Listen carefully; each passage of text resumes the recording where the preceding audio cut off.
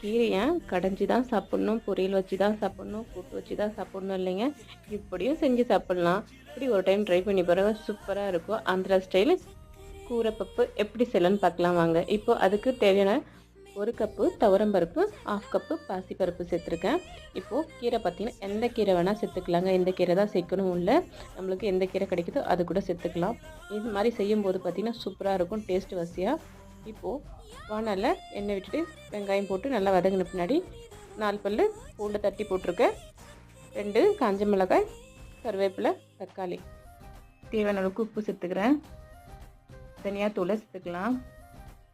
மஞ்சத்தூள், இது ஆந்திரா ஸ்டைலுன்றதுனால நம்ம மிளகாய் தூளை கூட சேர்த்துக்கலாம். நீங்கள் கொஞ்சம் தூக்கலாக போட்டிங்கன்னா செம்மையாக இருக்கும் டேஸ்ட் வாசியாக.